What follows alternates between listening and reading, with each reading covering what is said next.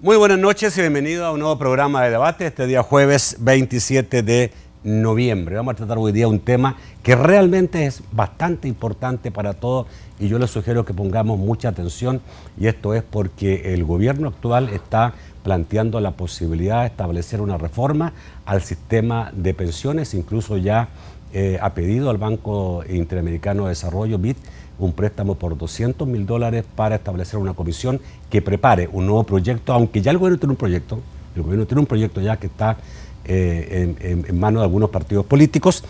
Y la idea son tres escenarios, básicamente. Establecer una reforma que vuelva al sistema anterior de reparto que existía antes de hace 16 años, que se creó un nuevo sistema, modificar el actual sistema que hay actualmente, que es un sistema privado, o crear un sistema mixto en una coexistencia entre AFPs y también alguna AFP del Estado. Esas son aparentemente las tres cosas. Esto no es nuevo, en muchas partes del mundo se está discutiendo porque el tema pensiones siempre es un tema que algunos dicen es como una bomba a punto de explotar en cualquier país del mundo. Problemas de pensiones hay en Europa, problemas de pensiones hay en cualquier continente, incluso mucho en América Latina. Vamos a conversar hoy día con un especialista en este tema, una persona que no solamente ha asesorado a organismos internacionales como el Banco Interamericano de Desarrollo, el Banco Mundial e incluso la CEPAL, sino que también a muchos países como Argentina, Armenia, Colombia, Ecuador, El Salvador, Eslovaquia, Honduras, México, Paraguay, Perú, Uruguay, Rumania, República Checa, entre otros. Fue viceministro de Previsión Social de Chile. Lo presento inmediatamente, Augusto Iglesias Palau. Buenas noches, Augusto. Muy buenas noches. Bienvenido. Muchas gracias por la invitación. Interesante todo lo que tú digas. Yo creo que es muy conveniente entender esto que está pasando, pero además tratar de entender los sistemas que han coexistido hasta ahora, tradicionalmente el sistema estatal de reparto y el sistema nuevo que por lo menos en nuestro país inició hace 16 años, en Chile creo que hace más de 25 o 30 años, que es el sistema privado de capitalización. Antes vamos a saludar a la Central de Seguros y Fianzas que hace posible este primer segmento de debate.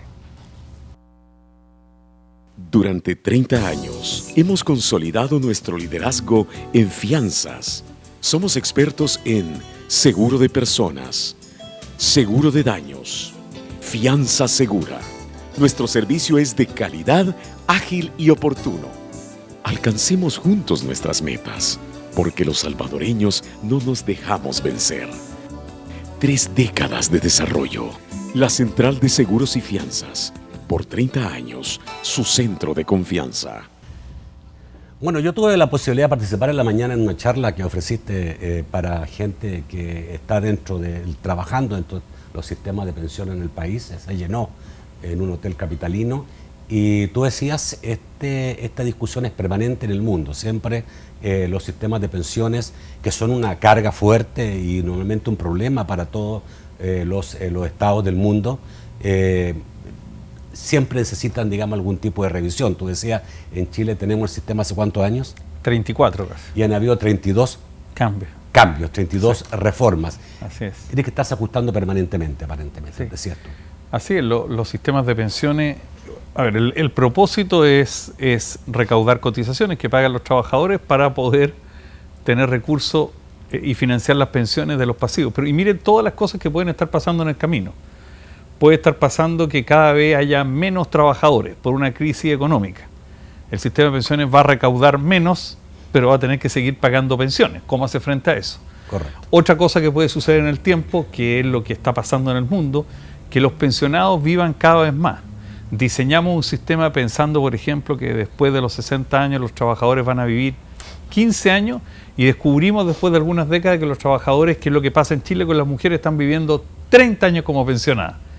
Naturalmente, frente a un cambio de esa magnitud, o se ajustan los parámetros del sistema o no se puede seguir pagando las pensiones que se prometieron. Tú decías algo interesante en la mañana, decías que los científicos del mundo están muy de acuerdo en que no va a bajar la cantidad, la esperanza de vida de la población. Ya creció y hoy día, digamos, cierto, alguien que a lo mejor, no sé cuál es el promedio de vida hace 15 años atrás, 20 años atrás, seguramente era 70 años, hoy día 75, 80, y tú decías, cada 2 horas aumenta en 15 minutos la esperanza de vida de los seres humanos en el mundo. Así es, así es. Hoy día todos los médicos que están trabajando en temas de longevidad están de acuerdo en que este proceso de aumento de las expectativas de vida de nosotros, afortunadamente, no tiene fin. Hace 20 años atrás se decía, no, con los avances de la medicina vamos a poder llegar a los 95 años, a los 100 años. Hoy día dicen, no, esto va a ir mucho más allá que eso. Y esto, vuelvo a decir, plantea un desafío enorme a los sistemas de pensiones. Escuchaba una cifra del Salvador hoy día en la mañana que me pareció bien ilustrativa. En promedio, entendí, los trabajadores salvadoreños pagan cotizaciones durante 12, 13, 14 años de su vida. Que es poco, ¿ah? Pagan cotizaciones durante 13 o 14 años.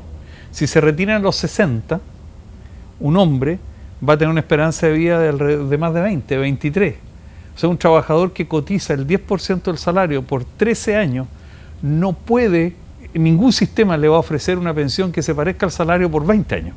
Las matemáticas no cuadran. En el caso de las mujeres la situación es más compleja todavía. Es lo que nos está pasando en Chile. Esa es una realidad, porque uno dice, bueno, para que usted tenga una jubilación tiene que tener 30 años de trabajo y un mínimo de edad de 60, o 55 las mujeres en El Salvador y 60 los hombres.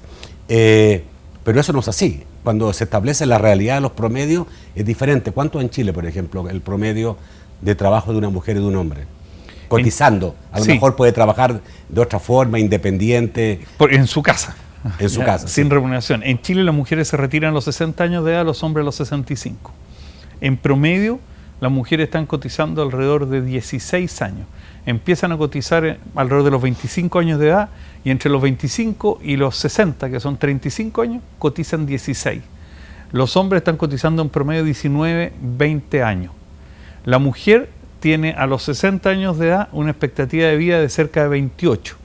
O sea, nuestras mujeres están cotizando, como decía, 15, 16 años para recibir pensión por 28. El hombre tiene una expectativa de vida a los 65 años, 23. Cotiza 19 años para recibir pensiones por 23. Los números no están cansando. Esto es... ¿Ese es el verdadero problema cuando las cosas no cuadran? Ese es un ¿Y problema, se transforman en irrealidad no cuadrar? Es un problema muy importante que ha llevado a soluciones muy drásticas. En Europa hoy día, países ricos, mucho más ricos que los nuestros, están discutiendo elevar la edad de pensión a los 75 años de edad. O a los 70. Eso parece demasiado. La pensión, porque esa persona va a vivir igual 15 o 20 años más. ¿Cómo pagarle pensión durante todo ese tiempo? Quizás en Europa si hay trabajo hasta esa edad, aquí no. Es más complejo. En nuestros países que tenga trabajo alguien después de los 65. El punto es que difícil. Si queremos en América Latina tener sistemas que paguen buenas pensiones, que es lo que queremos todos, tenemos que empezar a asumir de que esos sistemas van a ser caros. Yo no estoy promoviendo reducir las pensiones, por el contrario, si la voluntad de la gente es que el país respectivo, sea Chile, El Salvador, México, Colombia, Perú, le tiene que ofrecer buenas pensiones a su gente, lo único que estoy destacando es que esa promesa va a costar, y va a costar en términos de que esas pensiones van a necesitar financiarse con una tasa de cotización más alta de la que pagamos hoy día, y que probablemente las edades de pensión no van a poder seguir siendo, en algunos países de la región, tan bajas como son hoy día. No podemos tener mejores pensiones si no hacemos un mayor esfuerzo, cualquiera sea el sistema que nos demos. Sea un sistema estatal de reparto, sea un sistema privado de ahorro individual.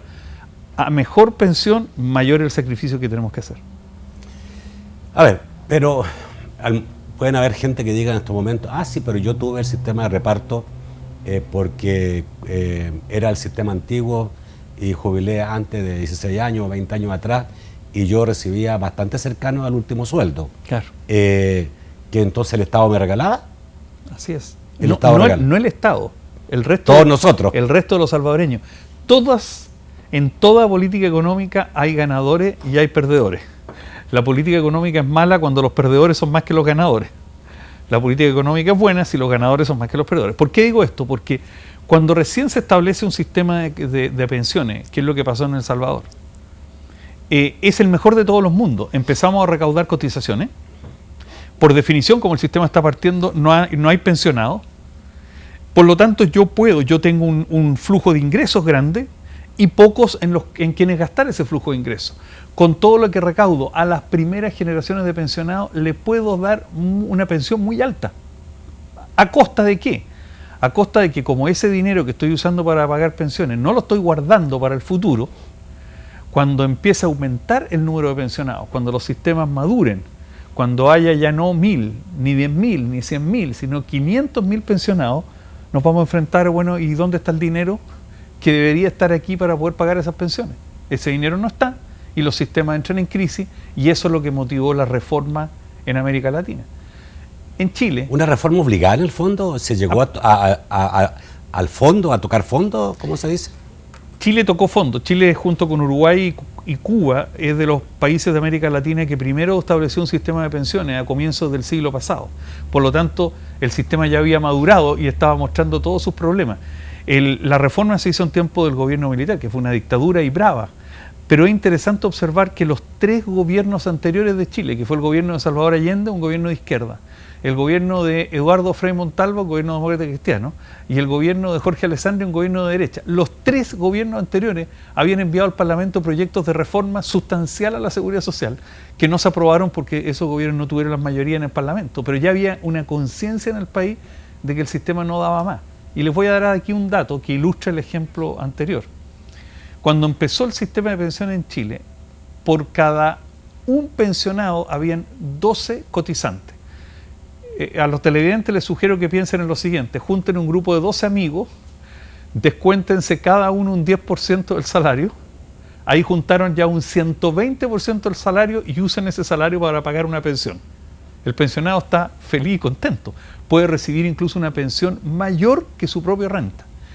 Cuando terminó, sin embargo, el sistema, cuando se hizo la reforma, la relación entre trabajadores activos y pensionados iba en 2-1. O sea, por cada pensionado habían solo 2 trabajadores pagando las cotizaciones. Para que ese pensionado pudiera tener una pensión que se pareciera al salario de los que trabajaban, habría que haberle quitado a cada uno de esos trabajadores el 50% del salario. Como eso no era posible, el Estado se metía la mano en el bolsillo, iba pagando la diferencia y de a poco, cuando podía, iba bajando también los beneficios. Ese es el estado al cual se llegó en nuestro país, que obligó la reforma, al cual han llegado muchos otros sistemas en América Latina, y ese es lo que se proyectaba para el sistema de pensiones de El Salvador y lo que obligó en su minuto a pensar en un esquema alternativo. Vamos a hacer el corte. Yo antes del corte voy a dejar una reflexión. Yo me recuerdo que habré estado en Alemania hace unos 12 o 15 años atrás, y este problema estaba gravísimo en Alemania. No sé cómo evolucionó, pero lo que yo sí recuerdo es que el trabajador alemán, el trabajador activo, le dolía mucho pagar tanto impuesto para mantener a los pensionados. Y eso creo que es un problema de toda Europa. Sí. Y obviamente las realidades, aunque sean de Europa o acá, terminan siendo buenos ejemplos. Ya volvemos.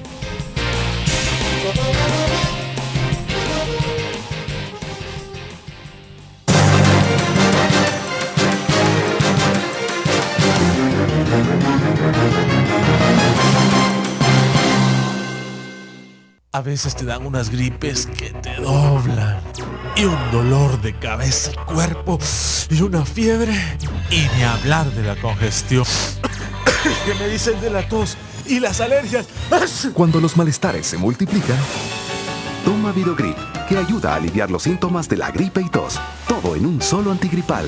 Virogrip Limón, Virogrip Gel Caps, Virogrip Jarabe. Virogrip, la familia extra fuerte para gripes y tos extra fuertes. Hoy en día, donde sea que estés, Airpac y Western Union te conectan con el mundo. Envía dinero en minutos alrededor del mundo desde nuestra red de puntos de atención en todo el país. Envía ahora desde tu punto de atención más cercano y descubre las posibilidades y beneficios de la red Airpac y Western Union. Para más información, llamar al 2250-8600. Fondos disponibles sujetos a los términos y condiciones del servicio. Para mayor información, ver formulario de envío. Abrir una cuenta en Comédica es abrir las puertas al futuro. Porque cada vez que abres una cuenta o haces un depósito, estás abriendo las puertas al bienestar y a la seguridad de tu familia. Porque en Comédica, tus depósitos y aportaciones regresan a ti, multiplicados en más beneficios. Todo lo bueno te regresa. Comédica, la unidad frente al futuro.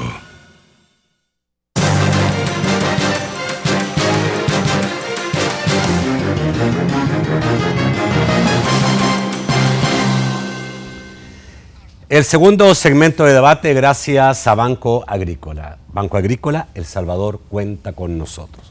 Vamos, a ver, estábamos hablando de Europa, porque creo que bueno, digamos, ¿cierto? Estamos hablando de países que habían logrado mucho en sus beneficios de lo que es pensiones y sociales en general, pero también están emproblemados y fuertemente emproblemados. Absolutamente, y lo curioso que Europa está yendo en la dirección contraria a la que algunos grupos quieren llevar a nuestros sistemas de pensión en América Latina.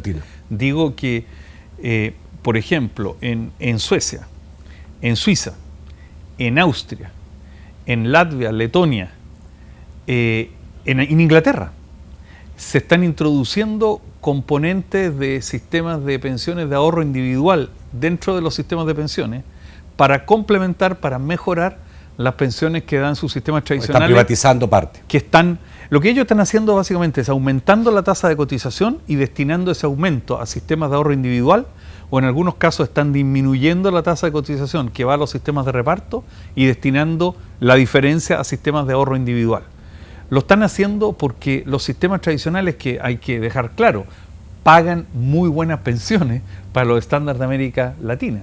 Lo pueden hacer eso, pero a un costo que ya la sociedad no puede pagar. En la República Checa la tasa de cotización... Bueno, puede pagar, pero con más impuestos. Eso.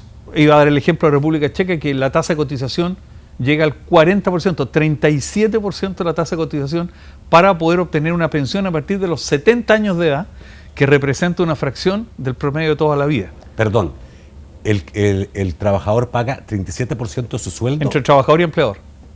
Para su pensión. Entre pensión de vejez, pensión de invalidez, pensión de sobrevivencia y un par de seguros más, la carga de cotizaciones supera el 37% y hay varios países... Con los otros impuestos de llegar arriba a 50, claro, obviamente. Entonces, es lo que digo, si en América Latina queremos mejorar nuestras pensiones, dada nuestra realidad laboral, dado que, como tú contabas, se cotiza por pocos años durante la vida, nos retiramos muy temprano. Si queremos mejorar las pensiones en ese contexto, vamos a tener que hacer un esfuerzo adicional. Las pensiones no llegan gratis y nuestro Estado, nuestro gobierno no tienen espaldas, capacidad para mejorar ellos las pensiones con cargo al presupuesto público. A ver, hay dos sistemas en el mundo en este momento conocidos. Uno es el de reparto, que es el estatal, en la cual uno cotiza de acuerdo a lo que se establece, y el Estado le da una pensión a uno que el Estado la saca, digamos, de alguna forma, y como tú dijiste, puede variar. Pero, digamos, cierto, ya es responsable del Estado. Que en el fondo, digamos, responsabilidad todo igual, pero uno dice responsable del Estado. La otra es la privada, en la cual uno tiene una cuenta individual. ¿Cuál es mejor? O sea, aparentemente, y muchos pueden decir, bueno, yo le pago al Estado y el Estado que me pague a mí. El Estado va a tener siempre la obligación, y si no salgo a la calle a reclamar y quiebro vidriera y lo arreglo. Planteemos la pregunta a los televidentes. Como tú bien describiste, en un sistema, mis cotizaciones son capturadas por una entidad estatal que las usa para financiar las pensiones de los que se ya retiraron.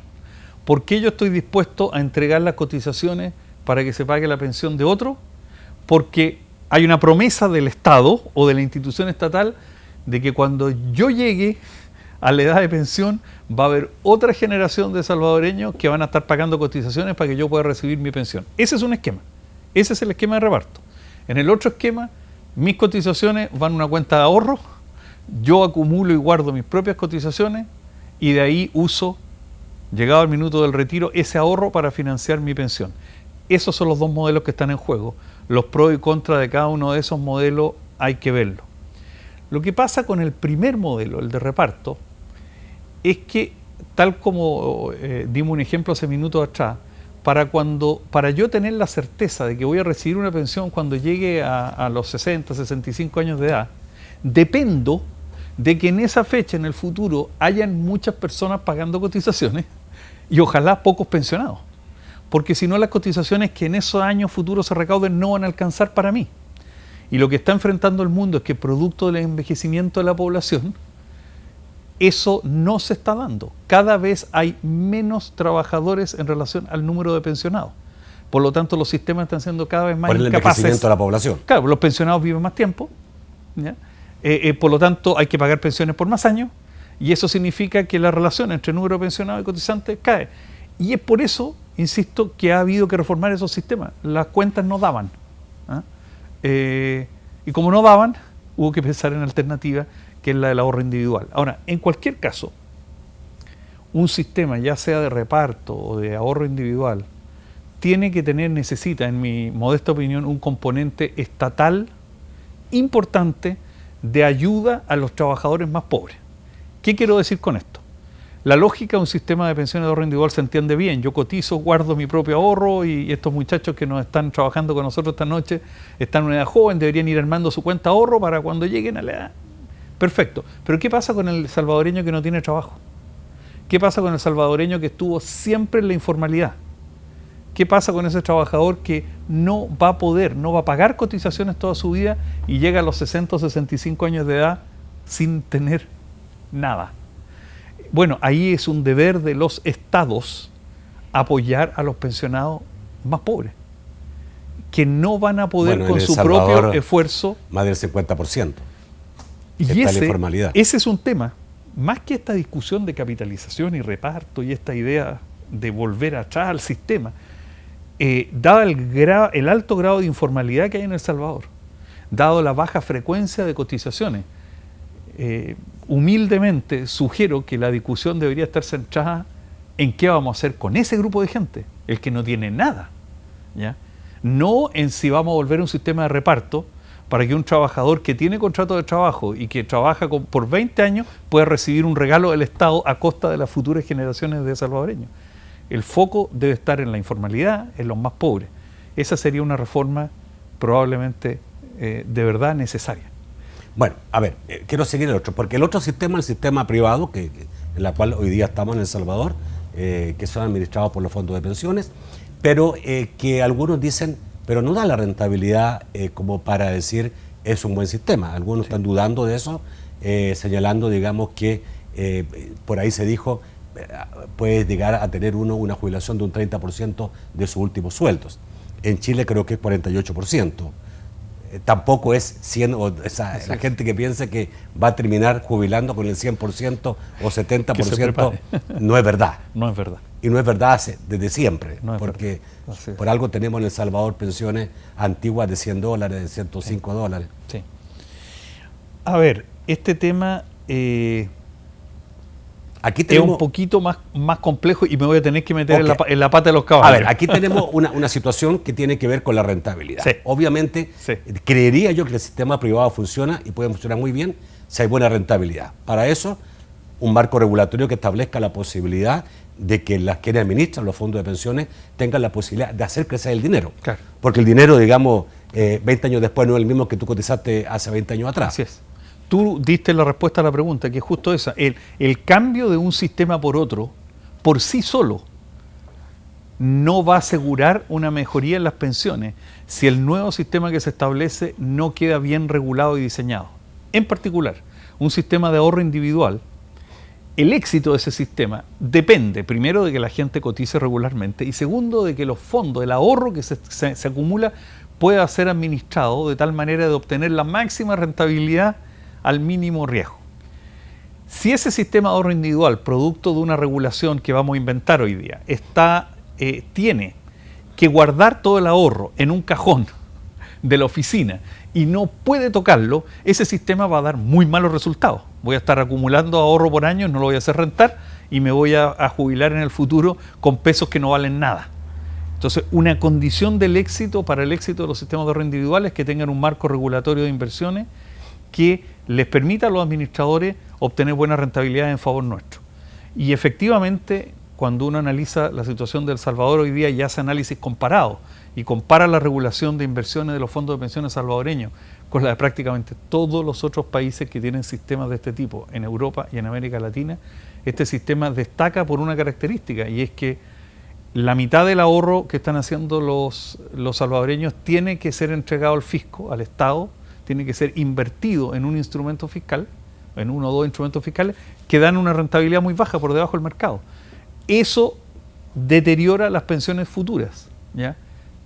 Sin ninguna duda. Ahora, ¿por qué el fisco lo está haciendo? Esa discusión no quiero entrar, Porque puede el haber Estado, vamos a tratar de que o el se Estado. entienda más, que acá se habla poco de fisco. El Estado. A ver, aquí está lo que se llama el fideicomiso de pensiones, que se estableció en la época del presidente Saca, y se estableció sobre un interés, o sea que el Estado podía tomar el 48 o 49% del ahorro de pensiones del país y para el Estado, digamos, tomarlo para el Estado, pero devolverlo a un interés que en ese momento era la tasa LIBOR. La tasa LIBOR estaba buena y después cayó y hoy día están pagando un 1%. Significa, digamos, que estamos perdiendo con eso. Eso es totalmente equivalente a cobrarle un impuesto a los trabajadores salvadoreños que cotizan al nuevo sistema de pensiones. Y el monto del impuesto es la diferencia entre lo que paga ese bono y lo que podrían obtenerse rentabilidad en otras inversiones. Eso se lo están cobrando los trabajadores salvadoreños de hoy día. ¿Para qué? Para poder pagar las pensiones de los trabajadores salvadoreños que cotizaron en el sistema antiguo. Esa es la manera en que Salvador decidió financiar su reforma. No quiero decir si es buena o es mala, estoy hablando de la consecuencia. Perdón. La consecuencia es que ver, las pensiones futuras van a ser bajas. A ver, para el cotizante es malo, ¿o no? A ver, claramente es malo. Es que lo que usted, estoy entrando a la pata de los caballos así, pero con todo, pero tú me dijiste que de eso se trata el programa. ¿no es porque la idea es entender esto. Cuando se hizo la reforma de Salvador, y esto es una visión de afuera que no se pierden los detalles y dice, a ver, ¿qué es lo que pasó aquí? Había un sistema que venía quebrado, ¿ya? Se toma la decisión de crear un sistema nuevo. Cuando se crea un sistema nuevo, todo el flujo de cotizaciones que iba a financiar el sistema antiguo tiene que empezar a acumularse. Entonces el Estado en El Salvador se pregunta, ¿cómo yo financio esta diferencia que me quedó? ¿Cómo sigo pagando las pensiones del sistema antiguo si no tengo las cotizaciones? Eso se puede hacer de muchas maneras. Podrían haber inventado un impuesto especial, podrían haber tratado de reducir gasto público, podrían haber vendido activos, podrían haber emitido deuda. En Chile se usaron las 4 combinaciones de instrumentos. Acá se decidió de otra manera. Se dijo, no, lo que vamos a hacer, el dinero que antes iba directamente a pagar las pensiones y que ahora pasa por la AFP, se lo vamos a sacar a la AFP en forma obligada, le vamos a pagar un retorno a la AFP bajo el mercado y vamos a usar ese dinero para seguir pagando las pensiones. Hay que ser justo. En el momento que se hizo, la tasa LIBOR no tenía mal interés. Después cayó, que fue diferente. No creo que haya sido una trampa, pero hoy sí es una trampa porque obviamente el gobierno le presta a organismos internacionales a un 7%, a un 6 y tanto mínimo, y a los trabajadores salvadoreños le presta el 1%. A ver, no hay trampa y quería cerrar la idea. Entonces, hay una decisión consciente en El Salvador de financiar de esa manera contra los cotizantes futuros, contra los pensionados futuros, la reforma. ¿Por qué?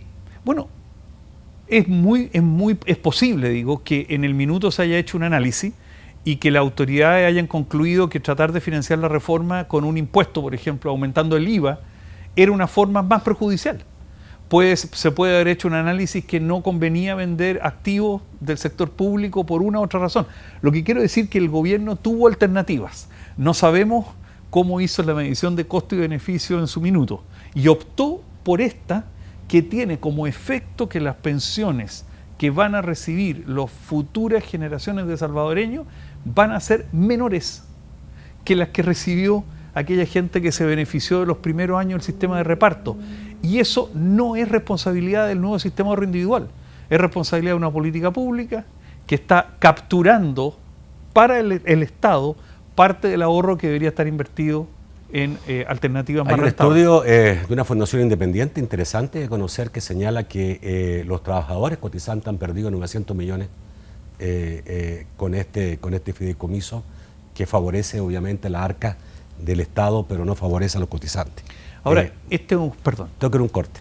Volvemos rápidamente. En el próximo bloque me gustaría hablar de las posibles soluciones. Reforma, qué tipo de reforma. Y también un poco a ver si nos puede dar opinión en relación a la posibilidad de crear un sistema mixto. Ya volvemos.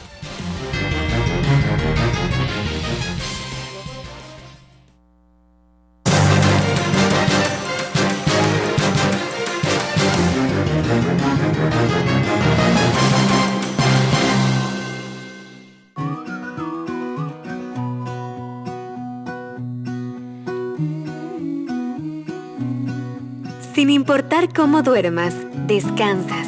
Con las nuevas espumas Aire Fresh de Camas Ergonómicas Indufom y su tecnología exclusiva para Centroamérica. Espumas flexibles que permiten mayor flujo de aire para darte más frescura y confort que ningún otro.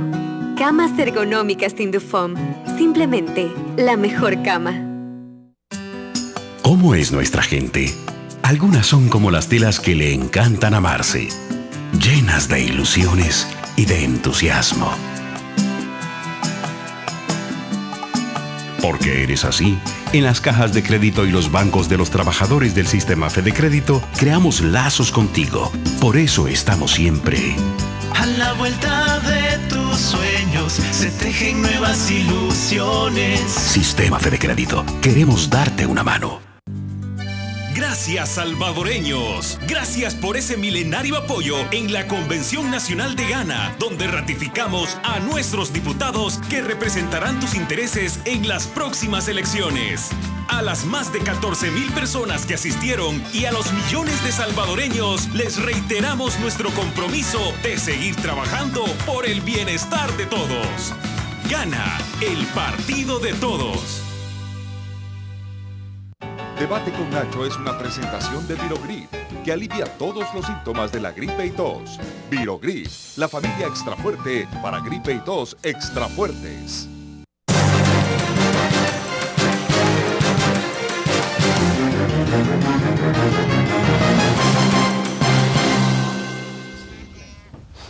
Bueno, el tercer segmento de debate, gracias a Claro. Claro que sí. ¿Qué pasa cuando tienes llamadas ilimitadas? Amor, tráeme la toalla, por. ¡Pásamela! ¡Pásamela que voy a hacer gol! Las palomitas, pásamela. Las palomitas, viejo. Porfa. Ahí él era. Habla lo que quieras y cuando quieras, a toda la red Claro, con el plan sin límites de tu pospago. Oiga, me pasa la sal, porfa. Incluye mensajes ilimitados a todo Claro. Además, llévate un Sony Xperia M sin costo en tu plan sin límite, desde $26.99. ¡Claro que sí! Como dije al principio, el gobierno estaba pensando en establecer una reforma al sistema de pensiones. Por ahí se ha dicho que, bueno, son tres opciones las que pueden haber. Una es volver al sistema estatal antiguo, otro sería reformar el actual sistema y el otro sería crear un sistema mixto en la cual convivan AFP públicas y AFPs como existen hoy día, privadas. Pero también hay otras cosas, ¿no? También existe, digamos, algún tipo de alternativas que también se han barajado, como es aumentar la edad para poder jubilar. Tú decías, esto pareciera que es una realidad. En Europa 75 años, quizás para acá es demasiado, pero también yo en lo personal creo que 60 para un hombre es poco. Creo que un hombre a los 60 años hoy día está demasiado joven y va a vivir 30 años de pensión, está complicadísimo. Otros creen que se puede aumentar la cotización, que es también un tema complicado, pero quizás aquí hay otro tema, digamos, que no se ha tocado suficientemente, y es que aparentemente nuestro marco regulatorio de pensiones es bastante limitado. Las administradoras de pensiones pueden invertir en muy pocas cosas y no tienen la posibilidad de invertir en mercados internacionales donde muchas veces las rentabilidades son más altas. ¿Qué es lo que tú propones en todo esto? Que obviamente tú partimos diciendo los sistemas siempre deben estar renovándose, sí, ajustándose. A ver, no tengo una propuesta específica para El Salvador porque sería una irresponsabilidad que la diera sin conocer el detalle del país, pero genéricamente, lo primero en Chile también el debate está. Sí, absolutamente. Y también está la posibilidad de crear una FP estatal. De hecho, el proyecto para crear una FP estatal está en el Parlamento y hay una comisión nombrada por la Presidenta de la República que va a entregar a fines de enero sus recomendaciones respecto a qué cambio hacer al sistema de pensiones. Decía, ¿cuál es el camino que pienso que hay que recorrer? Primero, el problema que hay en El Salvador está claro. En El Salvador la gente quiere mejores pensiones y la gente quiere más cobertura. Más gente quiere estar cubierta por el sistema de pensiones. Y eso significa que la gente está estimando que las pensiones hoy día son insuficientes, que hay mucha gente que no recibe nada. Lo que me parece, o no he logrado escuchar, que esté igualmente claro es el diagnóstico, ¿ya? Yo tengo fiebre, pero ¿por qué tengo fiebre? Tengo fiebre porque estoy enfermo del estómago, tengo fiebre porque tengo una herida infectada, tengo fiebre porque tengo un virus. Si yo no completo el diagnóstico, solo saber cuál es el problema no me va a ayudar a diseñar una buena solución. Entonces, creo que hay que hacer un esfuerzo importante por identificar muy bien el origen verdadero de los problemas que está enfrentando El Salvador. Luego, que se tenga claro ese diagnóstico, las soluciones van a ser, y voy a ser aquí un poquito ingenuo, van a ser mucho más evidentes.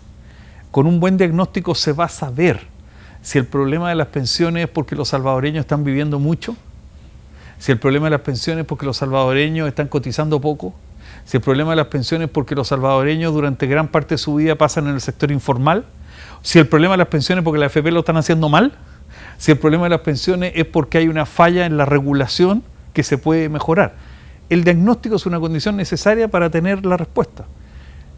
Muy probablemente van a encontrar de que parte de los problemas se pueden solucionar con mejora, por ejemplo, al régimen de inversión de los fondos de pensiones, buscando en conjunto el fisco y las autoridades de previsión alguna manera distinta de financiar el déficit fiscal que no sea contra los cotizantes futuros. Ese es un trabajo que creo que no hay que apurar, es un trabajo que hay que hacer a conciencia, es un trabajo que hay que hacer de manera muy participativa. En Chile hicimos una reforma importante al sistema de pensiones en el año 2008. Esa reforma estuvo precedida de más de 4 años de trabajos técnicos que permitían dar una base sólida para el diseño de política. Al culminar esa etapa, la presidenta Bachelet llamó a una comisión de técnicos, me tocó participar en ese esfuerzo, y yo me acuerdo en la primera reunión nos entregaron a cada uno de nosotros 2 archivadores que eran de este grueso, con trabajos técnicos de diagnóstico del sistema de pensiones. Entonces, nosotros le hicimos una propuesta de cambio de diseño del sistema y de política a la presidenta, pero sostenido y basado en un trabajo muy importante que se hizo antes. Sin ese esfuerzo... ¿Cuánta gente trabajó en ese esfuerzo? En la comisión fuimos 14 personas, pero en los años anteriores... Había muchas más. Había, no sé, 20, 30 personas de organizaciones privadas, públicas, de centros de estudio, que estaban investigando el tema de pensiones y que estaban generando este material que sirvió para construir una buena reforma. Saber que las pensiones son bajas y querer mejorarlas no es suficiente para poder diseñar una buena solución. Bueno, yo creería, y no sé si puedo emitir esta opinión, que es difícil que se pueda volver al sistema antiguo, porque el cotizante hoy día, que ya es un número importante de cotizantes salvadoreños del sistema privado, no van a querer que se toque su dinero. O sea, como son cuentas privadas, además la ley lo impediría, sería una reforma un poco complicada. Imaginémonos, digamos, que haya algún tipo de reforma que no sabemos cuál puede ser, pero que se meta, digamos, cierto, a competir dentro del mercado a una AFP del Estado. ¿Esto crees tú que dinamiza y mejora en algo? ¿O no necesariamente porque hay otras cosas más importantes? Yo entiendo que el desafío principal de El Salvador hoy día es mejorar las pensiones de los que se van a pensionar en el futuro. Por lo tanto, tú te señalarías que esa AFP estatal debiera irse enfocada a esos sectores que hoy día no están cotizando. Iba a decir algo un poco más drástico que eso, que si el desafío en El Salvador es mejorar las pensiones futuras, hay que preguntarse de qué manera una AFP estatal va a lograr mejores pensiones respecto al resto de la AFP. Yo creo que es una... A ver, la discusión de si tener o no una AFP estatal es una discusión que hay que resolver en su propio mérito. Puede que se concluya que es bueno tener una AFP estatal, pero esa discusión no tiene nada que ver con el problema de las pensiones, del nivel de las pensiones de vejez. Lo estamos viviendo en Chile, como decíamos hace un minuto atrás. En Chile tenemos un proyecto en el Parlamento para crear una AFP estatal, pero nadie, ni siquiera la presidenta que envió el proyecto al Parlamento, está diciendo que esa AFP estatal se está creando para mejorar las pensiones. Y te dicen, no, ese es otro problema. Ya la creación de la AFP estatal obedece a otro tipo de lógica, no a la lógica de mejorar las pensiones. Para mejorar las pensiones de vejez hay que enfrentar las cuestiones más difíciles. ¿Vamos a cotizar más o no vamos a cotizar más? ¿Se va a cambiar la edad de pensión o no se va a cambiar la edad de pensión? ¿De qué manera distinta a la que usa hoy el fisco, el Estado salvadoreño va a financiar el déficit? ¿Cómo se va a evitar que el financiamiento del déficit sea en contra de pensiones futuras más bajas? Esas son las 3 preguntas básicas. Y la cuarta, reitero, ¿tiene capacidad, puede El Salvador construir un sistema de pensiones sociales para los más pobres, para los que no tienen nada, más potente que el que tiene hoy día, entiendo que hay uno pequeño. ¿Cómo El Salvador sale al paso de una gran parte de la población, de la necesidad de una gran parte de la población que al pensionarse no están recibiendo nada? Esos temas no tienen nada que ver con la existencia o no existencia de una FP estatal. En el caso de edad de jubilación y aumentar cotización, pareciera que al final, digamos, querramos o no querramos, va a llegar. Mover la edad es una tortura política en todos los países. Yo mismo, cuando estaba de viceministro, conversé con los sindicatos en Chile muchas veces qué podíamos hacer y qué camino seguir para mejorar las pensiones en nuestro país. Y los sindicatos me decían, mire, la tasa de cotización, si quiere auméntela, total la va a pagar el empleador. Curiosamente, no hay mucha conciencia de que una tasa más alta puede significar un salario líquido más bajo. Sigamos ese camino. La edad de la pensión, no la toque. No se le ocurre tocarla. En Europa, cuando trataron de mover la edad de pensión, ¿se acuerdan? En Francia y en España, hace unos 5 años atrás, tuvieron incendios y quemadura de autos en las calles, digamos. Cambiar la edad es complejo. Digo solo esto, no para decir que no haya que hacerla, es que yo entiendo que al mundo político le resulta muy difícil decirle a la gente, ¿sabe qué más? Usted se va a pensionar 5 años más tarde de lo que hoy día cree. Es tan real eso, digamos, que aquí estamos evitando el tema hasta después de las elecciones. Y hemos tenido 2 elecciones seguidas, por lo tanto llevamos ya como 3 años evitando hablar del tema, pero obviamente después de la próxima elección el tema viene. En Chile este grupo técnico que se formó en el gobierno primero de la Bachelet, le propusimos a ella subir la edad de pensión de las mujeres. Hubo una opinión de consenso de los 14 miembros de ese grupo que incluían técnicos de todos los colores políticos. Y ella nos dijo, no, esto no lo vamos a hacer todavía. La decisión política no tiene muchas veces que ver con la razón. Augusto, yo quería también tocarte el tema porque cuando se creó el sistema de pensiones, yo me imaginé que en El Salvador iba a ser una palanca de desarrollo y que los grandes proyectos iban a ser financiados con el ahorro de los contribuyentes. O sea, para ser más concreto, hay países donde el sistema privado, esa reserva de dinero que es individual, pero que puede ser tocada exclusivamente para generar rentabilidad, el Estado la puede pedir prestado para un proyecto específico. Por ejemplo, en este caso va a construir el nuevo aeropuerto de El Salvador o para construir un puerto y obviamente con una devolución de dinero a una rentabilidad de mercado, ¿ya? Eso no ha pasado en El Salvador. Debiera, digamos, ser esa también porque yo siempre he pensado, digamos, que aquí el sistema de pensiones puede ser instrumento de ganar el cotizante por rentabilidad y ganar el Estado haciendo proyectos, a lo mejor, digamos, pidiéndole al nacional y no pidiéndole al extranjero, y no creando esta deuda externa. Es tan así lo que tú dices que hay un estudio hecho por 2 reputados economistas chilenos que demuestran de que el 10% del crecimiento económico de Chile en la última década, en las últimas 2 décadas, se explica por la contribución que han hecho los fondos de pensiones al desarrollo del mercado de capitales, financiamiento de proyectos y el mercado del trabajo. Y ese estudio ha sido replicado ahora en países, creo que se hizo en Colombia, en Perú, México, y los resultados son prácticamente los mismos. O sea, efectivamente los fondos de pensiones deben ser una herramienta de desarrollo. Pero para que eso pase, la regulación de inversiones tiene que permitir, estamos volviendo al mismo punto, tiene que permitir que los fondos vayan a financiar proyectos. Si las inversiones es un punto fundamental. Si las inversiones son capturadas por el fisco, por el Estado, que la usa a su vez para pagar las pensiones, bueno, no se puede invertir, no hay fondos disponibles para invertir. Ok. Vamos a ir al corte. Yo me imagino que mucha gente no le gusta, digamos, que se vean las opciones, posibilidades de aumentar el margen de cotización o la edad, y eso es una cosa, digamos, que se vuelve. Este es un tema difícil. Yo entendería que este es un tema difícil y yo no sé, digamos, si en Chile se está resolviendo con altura de mira, porque también hay en este momento una discusión y siempre hay discusión sobre los temas. Yo creo que Europa lo ha discutido 1000 veces y todos los países lo siguen discutiendo.